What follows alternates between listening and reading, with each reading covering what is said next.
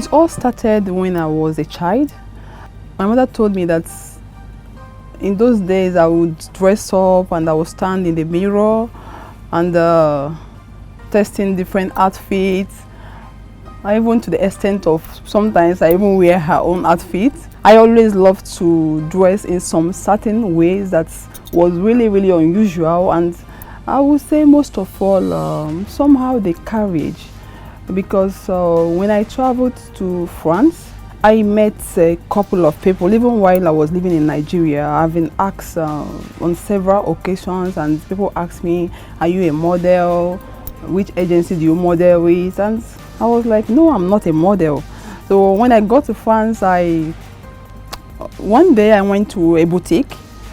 Then I had a friend called Florence, and he was like, Chika, it would be nice for you to go into modeling. But I was like, no, I don't even know what it is really to model. But somehow I was convinced when I walked into a boutique and I was approached by an agent. He introduced himself to be a photographer and also an agent. He asked me if I was into modeling. I was like, no, I'm not a model. So he picked me from there, and we did some photo shoots, and then he created a profile photos, like a profile for me online, and it was book.fr.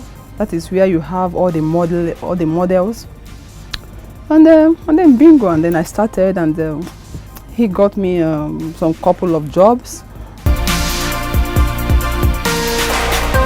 I decided to come back to Nigeria because first of all, I got married. I don't think I would want to sacrifice my family to continue modeling, and I thought it would be, I was like, okay, I just have to let it just go for now, and I needed to raise a family. My husband got a job, in Nigeria. That was 2014, and he told me, guess what, we are moving to Nigeria. And I was very happy because I was like, okay, here in Nigeria, people always tell me that Nigeria, we have a lot of opportunities here.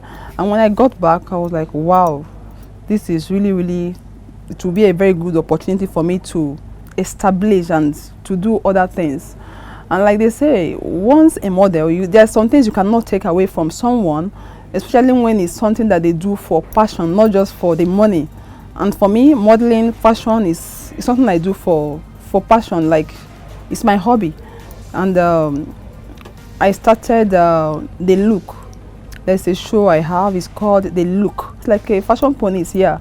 I got that inspiration from when I see the way people post their pictures on Instagram. You see nice pictures, amazing fashion pictures. I was like, okay, why don't I just have like a talking session that we bring out the pictures and we talk about it, and then we have to award the fashion people, eclectic people. And that was how I started The Look. And I was really happy to come back, because here in Nigeria we have so many, lots of opportunities that people over there are not even aware of. For me, if I'm saying, I think it's a curiosity from people, because most of the time I've been asked, what is it like being married to an expatriate?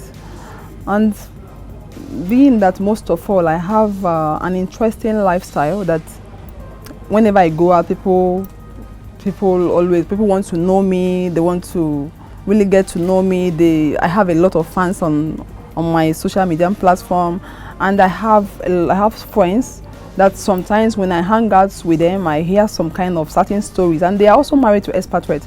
I hear some kind of certain stories that I was like, I feel this, let's just take this out. This will really entertain people. It will be something that people will love to know, and to get to really know who we are, because so many people have different opinions about interracial relationship, and it's just like, it's like an eyes opener for people to get to know us.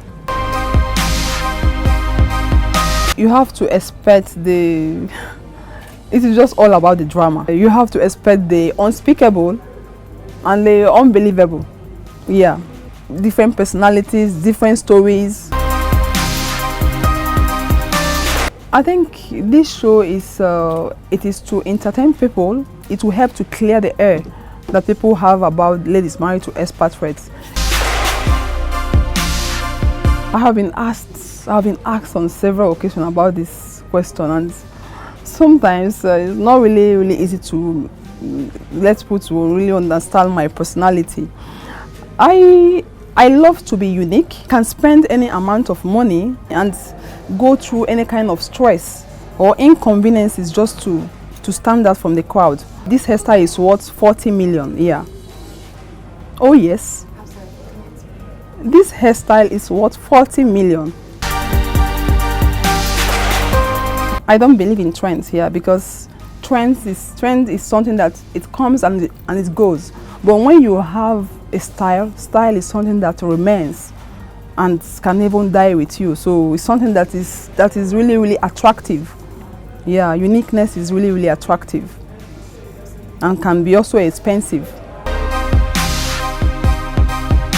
They should keep believing in themselves.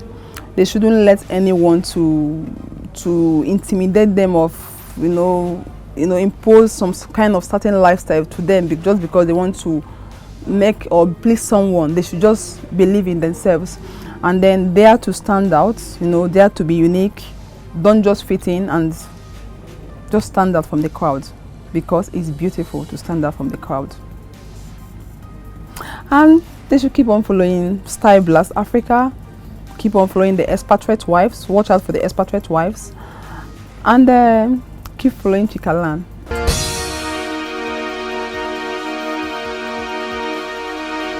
My name is Chika Lann and you are watching Pulse TV.